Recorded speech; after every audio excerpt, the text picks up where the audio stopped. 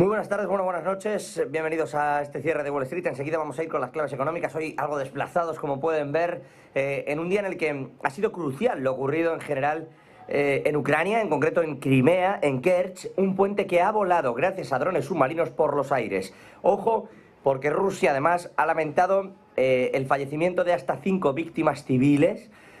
Ha condenado evidentemente el ataque. Ucrania ha dicho que los detalles de la operación, lo que ha ocurrido, lo contará una vez se dé por finalizada la victoria final, permítame la redundancia, de la propia Ucrania, pero cuidado porque hay muchas incógnitas en todo esto. La primera es el hecho de que por primera vez se reconoce un ataque de forma absolutamente oficial. No estamos hablando de un bombardeo, no estamos hablando de un ataque militar, sino que en ningún momento se ha reconocido ni por parte de Ucrania el salto a las fronteras rusas, ni el ataque con drones, ni por parte de Rusia tampoco, bueno, ni de nadie. La voladura del Nord Stream, el ataque a Gerson, tampoco ni Ucrania ni Rusia, nadie ha sido.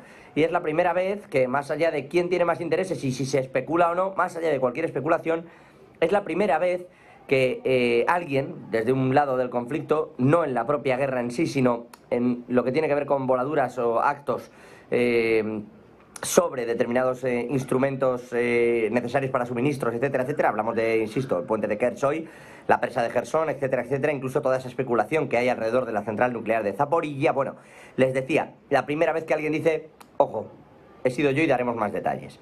Rusia, evidentemente, bastante enfadada con todo este asunto. De hecho, han dicho que la respuesta va a ser no solo la victoria rusa, sino acorde a lo ocurrido hoy en ese puente de Kerch. Insisto, sin duda el foco hoy está puesto exactamente ahí, a pesar de las distintas reuniones que hay en términos económicos y en términos también comerciales. Ojo que está arrancando la cumbre de la CELAC, enseguida vamos con ello. Pero les decía, la voladura del puente de Kerch, punto de inflexión, seguramente un antes y un después en lo que está ocurriendo allí. Se están suministrando ya bombas de racimo a Ucrania y dentro de todo este mare magnum, en realidad, Rusia ha decretado, por un lado, estado de emergencia y por otro ha sacado un comunicado diciendo a los residentes de Crimea que han de volver, que lo hagan por las zonas que ya están ocupadas por los propios rusos. En eso está, insisto, Moscú, en eso está Kiev, que sigue esperando, tras el triunfo obtenido en la OTAN la semana pasada, bueno, pues el nuevo envío de suministros, especialmente de municiones, por parte de sus aliados de la OTAN, especialmente desde Alemania, Suecia y, como no,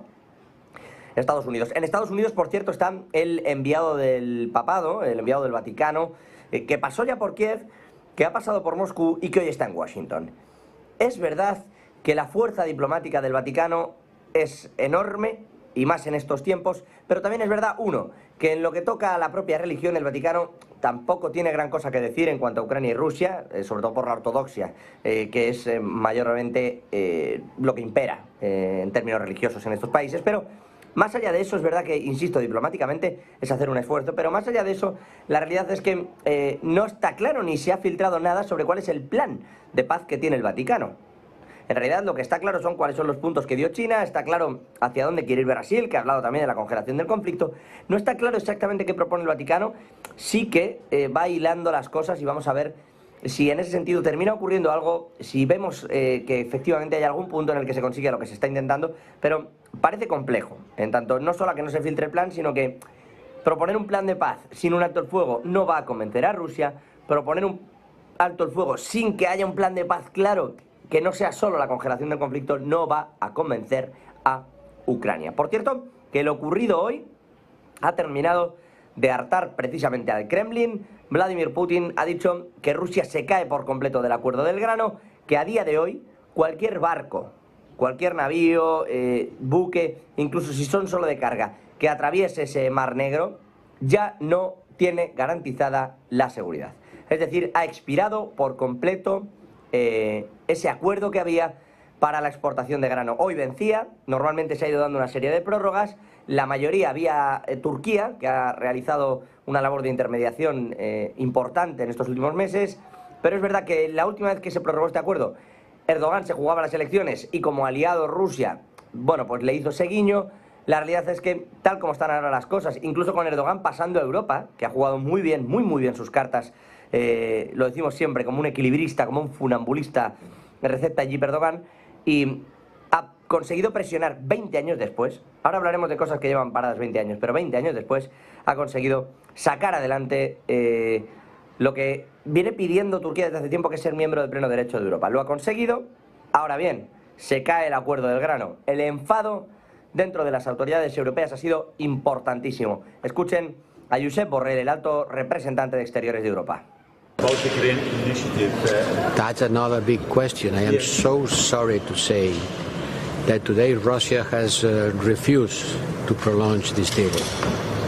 And this is something very serious that will create a lot of troubles to many people around the world. We, from our side, we will do everything we can through our solidarity lanes in order to make available the Ukrainian grain for the people who eat from it. And I have to blame Russia for this decision, completely unjustified, weaponizing the hunger of the people. But when Russia blamed the EU for not lifting the sanctions to allow their agricultural production. That's completely nonsense. There's nothing to do. That's just an excuse. Palabras de Borrell, no es el único que se ha pronunciado, lo ha hecho también la presidenta de la Comisión Europea, Ursula von der Leyen, en un gráfico, en un tuit, a través de las redes sociales, como pueden ver aquí, con el que se ha pronunciado, insisto, una von der Leyen muy enfadada, que ha acusado de cinismo a Rusia por lo ocurrido en la presa, pero que también ha cargado contra ellos. Dice que cancelar el acuerdo de grano es un acto criminal y que afectará muchísimo a países que lo necesitan. ¿Y por qué dice esto Ursula von der Leyen? Cuidado, que aquí hay muchas cosas que se mezclan y tiene parte de razón. El que decaiga el acuerdo del grano ya no perjudica tanto a Rusia, evidentemente, porque Rusia tiene sus propios cauces y pasa del tema. Rusia lo que quería era: yo lo prorrogo si ustedes me cuelan un banco dentro del sistema SWIFT y yo puedo operar económicamente hablando dentro del sistema de pagos internacionales, ese sistema SWIFT, y si no, tiro el acuerdo del grano porque yo el grano lo puedo sacar igual. Ucrania sí que tenía ahora ciertos intereses. Ahora bien, no ha tenido problema Rusia en tirarlo, y Ucrania, cuidado, porque ahora con Turquía, miembro de pleno derecho, etcétera, etcétera, por ahí puede sacar el grano Ucrania. El problema, que esto va a encarecer muchísimo el grano, ya no solo para los países europeos, que bueno, quieras que no, están dentro de esa zona, sino lo que vaya a llegar a África, que no era poco. De aquí se llegó a hablar incluso de problemas de hambruna que pudieran derivarse, etcétera, etcétera. Vamos a ver cómo juega esas cartas el propio Vladimir Putin, porque es verdad que sí que tiene trato Rusia, en particular con muchas de las naciones africanas, que pueden verse afectadas por esto. Al tiempo, seguramente no se ha dicho, aunque parezca que sí, la última palabra sobre el grano, pero es verdad que se está jugando, bueno, pues un detalle importante en todo este tiempo, precisamente allí, en Ucrania. Insisto, no va a ser todo el grano ya el que salga de Ucrania, no va a ser todo lo que Ucrania querría, me refiero, pero sí que va a salir por Turquía. Rusia sigue sacando lo suyo, sobre todo el asunto es que ya no es seguro navegar por allí, y vamos a ver si no terminan ocurriendo, bueno, pues más cosas o algún desastre. Porque ya saben que en estos asuntos, una vez el terreno ya no, nadie garantiza la seguridad de nada, bueno, pues se convierte en un lugar bastante peligroso, y más en los tiempos que está corriendo en general en ese territorio alrededor de Ucrania. Con todo y con esto, hoy, cumbre de la CELAC. No confundir con Mercosur, aunque sea una organización de estados latinoamericanos, seguro muchos de ustedes lo controlan muy bien, pero la parte de Mercosur es un mercado quizá más tendente a que se regule primero en Latinoamérica las cuestiones y de forma conjunta se negocie con otros socios. Mercosur, de hecho, ahora lo vamos a ver, está intentando también tener ciertos acuerdos con, en particular Brasil, por ejemplo, está intentando cerrarlos, varios de estos acuerdos de Mercosur con Europa, pero lo hace desde un punto en el que están pidiendo equilibrio. Ahora vamos con eso. Pero la CELAC tiene a muy distintos países. De hecho, el presidente de la CELAC, al que le toca, porque esto va como en Europa por turnos, el primer ministro de San Vicente y Granadinas, llamado Ralph Gonsalves, hoy ha sido bastante crítico con Europa y en particular con todo lo que está ocurriendo a raíz de la guerra de Ucrania. Dice que Bruselas, que Europa, tiene un foco desmedido sobre la guerra en Ucrania, un énfasis desproporcionado, dice, que tienen los líderes de la Unión Europea con Ucrania, y que esto va en detrimento de otros conflictos internacionales. Ellos, es evidente, dice Gonsalves, que queremos que haya una paz negociada, ha dicho, lo antes posible en ese terreno entre Rusia y Ucrania, pero también tiene claro que no va a aguantar, dice Gonsalves, esta situación permanentemente, porque hay muchos conflictos que requieren de la atención no solo de los países que están en ellos, sino también de una Europa que prometió volcarse en ellos. Y que ahora ha puesto un foco, dice Gonsalves, desmedido en Ucrania, olvidando otras partes. Bueno, con todo y con eso, saliendo definitivamente de Ucrania, aunque con algo que colinda, es decir, las energías, el petróleo, Rusia consiguió vender gran parte de lo que tenía a India, y sobre todo hacer el juego de saltarse las sanciones poniendo etiquetas de India a los barriles que en realidad eran de Rusia, y luego volvían a Europa y te cobraban pues 2 o 3 veces más. El caso es que Rusia ha conseguido diversificar los países a los que les manda el petróleo, y ahora lo que piensa es, bueno, pues puede ir subiendo el precio y no pasa nada. De hecho, está por encima de los $60 ese crudo de los Urales y tampoco pasa nada, efectivamente. Pero a India ahora se le hace compleja esta jugada. India, igual que Turquía, India de verdad ha sido una de las grandes beneficiadas económicamente de todo el conflicto, porque ha sabido navegar entre ambos bloques económicos, sacándole acuerdos comerciales a unos y a otros y sacando rédito de todo lo que había. Bueno, en ese prisma, India ahora está empezando a negociar con los líderes de Oriente Medio, está en conversaciones con exportadores de crudo, los tradicionales de Oriente Medio, porque cree que están perdiendo cierta ventaja en los precios con respecto a Rusia. El descuento, de hecho, del crudo ruso ya se ha reducido mucho. Esto hace que los Urales, que ese es el principal grado de exportación del país, les parezcan menos atractivos, y ahora están intentando buscar a otros proveedores con los que ya tenían en su momento bueno, pues buena relación. Importaciones de petróleo de la nación del sur de Asia, de China, desde Rusia también podrían caer, cuidado, porque están las mismas. Por eso no han terminado de firmarse ciertos tratados entre China y Rusia, porque la interdependencia energética está bien, la ayuda está muy bien, son socios, claramente son socios Rusia y China en prácticamente todo, comercialmente en lo que más, y energéticamente es súper importante China para Rusia, es Assad importante, de hecho, es quien se está llevando gran parte de la producción de Rusia, pero la realidad es que China también está pensando, ojo, que esto es caro, no lo saquemos todo de allí, o sea, sigamos teniendo unos acuerdos comerciales importantes, pero cuidado. E India, insisto, está mirando mucho a Oriente Medio, son socios tradicionales y sobre todo los costes de exportación y transporte son mucho menores. Y esto pues le ayuda bastante. Ya que hemos salido, por cierto, de Ucrania, vamos a mirar a lo económico. Estaba yo hablando de China. Quien ha hablado de China es Janet Yellen, la secretaria del Tesoro norteamericano. Ojo, Janet Yellen ha hecho este viaje, en teoría iba a apaciguar los ánimos, a lograr cerrar ciertos acuerdos comerciales, ya que todo fuera mejor para con China, se vuelve como estaba. Y no solo eso, sino que ha admitido que la situación actual de Estados Unidos para con China, comercialmente hablando, es un riesgo brutal. La que fuera presidenta de la Reserva Federal admite que ese riesgo incluso podría llevar a recesión a Estados Unidos, aunque cree que no va a ser así. Es decir, dice hay un riesgo real, pero cuidado. Podemos evitar la recesión a pesar de esta desconexión que estamos realizando del decoupling, o el de risking, que no decoupling. Bueno, ya saben ustedes esta terminología. Marta Vilar, con todos los detalles, con lo que estamos viendo allí. Tú dirás, muy buenas noches.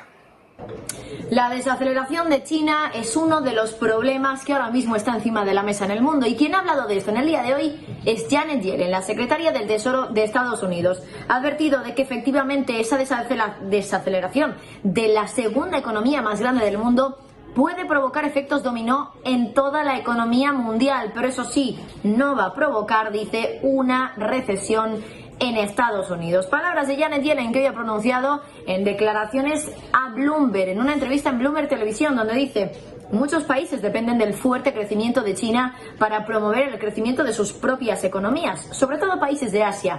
El lento crecimiento de China puede tener efectos secundarios negativos también para Estados Unidos, pero eso sí, descarta el hecho de que Estados Unidos pueda entrar en una recesión. Recuerden que todavía tenemos crecimiento en la principal economía del mundo. Dice, por ejemplo, que el crecimiento es verdad que en Estados Unidos se ha desacelerado, pero que su mercado laboral sigue siendo bastante fuerte. Por eso dice que no espera una recesión. Además, insiste, la economía está yendo por el buen camino para reducir la inflación sin un mayor debilitamiento económico. Por cierto, recuerden que la semana pasada teníamos dato de inflación allí en Estados Unidos, una inflación que se situó en el 3% y que quedaba mucho mejor de lo esperado, y que en términos también mensuales arrojaba ya esas creencias de que dentro de muy poquito tendremos una deflación mensual. Janet Yellen, que confía en que Estados Unidos no va a entrar en una recesión y que va a salir airoso de esta crisis inflacionaria sin que su economía se vea resentida. Gracias, Marta. Por cierto, hablaba yo de acuerdos comerciales, mencionaba antes a la CELAC y esta cumbre que está viendo, las tintas que se han cargado contra Europa.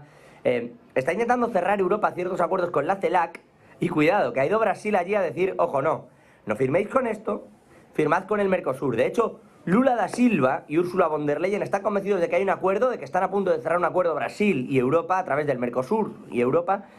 Está muy cerquita, pero la CELAC es muy proeuropea, en opinión de Lula da Silva, y Mercosur cerraría mejores condiciones. De hecho, están cerca de cerrar ese acuerdo, pero el propio Lula da Silva lo que ha dicho es que, ojo, solo firmaremos este acuerdo si es un acuerdo equilibrado.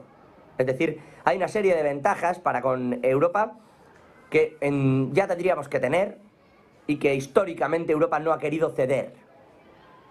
Ojo con esto. Y Brasil, por cierto, tiene una grandísima relación con China. De hecho, es uno de los puntos de agricultura, de exportación de agricultura a China mayores del mundo. Ojo, porque tiene otros socios. Y Lula está negociando muy bien. El presidente brasileño está negociando con bastante dureza con Europa. Aún así, insisto, las posturas parecen bastante cercanas, tanto von der Leyen como tanto Ursula von der Leyen como Lula da Silva dicen que están muy cerca, pero hay ese escollito que no es menor, en el que Lula lo tiene claro y tiene mucho que ver con la capacidad ideológica y con el devenir de los tiempos hasta ahora. Va a haber acuerdo, pero el acuerdo ha de ser siempre equilibrado. Eso dice Lula da Silva. Por cierto, que en medio de todo esto, Sergio Fernández, muy buenas noches. Se sigue hablando de desdolarización y, de hecho, Rusia sigue intentando convencer, en este caso, a los países que están dentro de la cumbre de la ASEAN, estamos hablando en la mayoría 10 países del sudeste asiático, para que empiecen esa desdolarización, ojo, y que refuercen sus monedas locales, seguramente refuercen el yuan, es lo que ha querido decir. Sergio, cuéntanos, buenas noches. Muy buenas, José. La alianza BRICS sigue dando pasos, sigue avanzando en su objetivo de destronar al dólar estadounidense y desarraigar su status quo como moneda de reserva global. De esta forma, los dos miembros más importantes de los BRICS, tanto Rusia como China, están convenciendo a otros países en desarrollo para que abandonen el dólar estadounidense y acepten la moneda que pronto se lanzará para transacciones transfronterizas. De hecho, el ministro de Relaciones Exteriores de Rusia, Sergei Lavrov, ha dicho que la administración de Putin ha convencido a 10 países del sudeste asiático para que dejen de lado el dólar estadounidense en el comercio internacional. Lavrov ha dicho que estos 10 países del sudeste asiático pronto van a dejar de comerciar con el dólar estadounidense. Son precisamente 10 países del bloque ASEAN que pronto podrían ponerse del lado de la alianza de los BRICS en su búsqueda por destronar, por seguir haciendo daño al dólar estadounidense. Estos miembros de la ASEAN comprenden Brunei, Camboya, Indonesia, Laos, Malasia, Myanmar, Filipinas, Singapur, Tailandia y también Vietnam, que ya firmaron recientemente un acuerdo para promover las monedas locales y fortalecer sus economías. La medida es una más para ejercer presión sobre el dólar estadounidense, ya que este grupo poco a poco va a dejar de depender de la moneda de Estados Unidos. De hecho, Lavrov dijo que esto se debe al desprecio de Estados Unidos por otros países en desarrollo, que es lo que está haciendo, es lo que está llevándoles a deshacerse poco a poco del dólar. Piensa, Lavrov asume, asegura que Estados Unidos antepone sus intereses al dejar que las economías de otros países se vayan por el desagüe. Además, termina apuntando que el egocentrismo occidental, que ignora los intereses de los países del sur y del este global, en realidad está contribuyendo a la búsqueda de formatos alternativos de cooperación en todos los campos, y también a que, debido a la confiscación de las reservas de divisas en Estados Unidos y Europa, la comunidad mundial cada vez comprende más que nadie es inmune a la confiscación de los activos tangibles almacenados en la jurisdicción occidental. Un nuevo varapalo para Estados Unidos, un nuevo varapalo para en este caso, un nuevo varapalo para Estados Unidos, un nuevo varapalo para el dólar estadounidense, y en este caso 10 países del sudeste asiático han sido convencidos por parte de Rusia para dejar de lado el dólar y para seguir haciendo comercios con sus monedas locales. Nuevo palo, nuevo bofetón para el dólar. Bueno, con todo y con esto, hablábamos de Estados Unidos, de cómo Janet Yellen había hecho un viaje, en teoría para apaciguar los ánimos, para lograr acuerdos con Xi Jinping, para lograr ir mejor en la relación que tiene para con China, y que había vuelto más o menos como estaba. O peor, porque es un intento fallido, diplomáticamente hablando. No se ha conseguido nada, siguen los bloqueos a las tecnológicas chinas, y sigue China amenazando con cerrar las exportaciones de determinadas tierras raras o materiales o minerales que se necesitan. Ya lo ha hecho con 2 y ha amenazado con hacerlo con muchas más. Vamos a ver qué ocurre con todo esto. Pero Estados Unidos también está ahí el foco. Hablábamos de si evita o no evita la recesión. Cree Goldman Sachs que se va a evitar esa recesión. De hecho, la fortísima caída de la inflación, dice, y la resistencia al crecimiento de Estados Unidos están sorprendiéndoles positivamente. Dice Goldman Sachs que van a dar esa suerte de voto de confianza a la Reserva Federal. Hablan de que la probabilidad de recesión, por ejemplo, para los próximos 12 meses, ya no es del 25%, es decir, 1 de 4, tampoco por bajarlo al terrenito, sino del 20, 1 de 5. Bueno, ¿por qué? ¿Qué dice Goldman Sachs? Que los datos recientes refuerzan la confianza, les decía yo, en que la reducción de la inflación a un nivel aceptable no va a requerir una recesión. O sea, empiezan a creer en esto del soft landing, del aterrizaje suave que decía el propio Jerome Powell. De hecho, en las actas de la última reunión, por cierto, la Reserva Federal llevaba ese 50% de enfriamiento de economía o 50% de recesión leve. Dijo en su momento Jerome Powell que era el único que no creía que hubiera una recesión fuerte tras el aterrizaje económico. Bueno, vamos a verlo. Hay muchos datos que efectivamente hablan de que se va a poder evitar la recesión. El problema de todo esto, y lo hemos hablado muchas veces, es que también hay datos para lo contrario, pero no solo eso. Y aquí viene la parte mala. Es que cuando empiezan a salir estos titulares, cuando empezamos a ver este tipo de datos, insisto, estamos hablando de que la gente no está comprando coches y que la deuda del personal en Estados Unidos se está enfocando en la vida. No en un elevar el consumo, no. Se está enfocando en sobrevivir. Estamos hablando de que el empleo no cae, pero porque se está hablando de que se paga menos ahora, aunque hayan subido los salarios en general en ciertos aspectos, pero se está pagando menos en tanto que la gente está buscando varios empleos. Por eso no cae el desempleo. Y sin embargo, o sea, por eso no caen las peticiones de subsidio y por eso vemos también, bueno, ni el paro, y vemos ciertos cambios, sin embargo, y mucho movimiento en la empleabilidad, en las contrataciones. La gente está en eso. Cuidado porque con un escenario así, insisto, y tampoco se podía prever, muchas de las recesiones que vinieron, estábamos en un escenario parecido y de repente algo dio el golpe. Cuidado que no estemos en algo muy parecido a esto. Pero, si les parece, hacemos nada, ni pausa casi.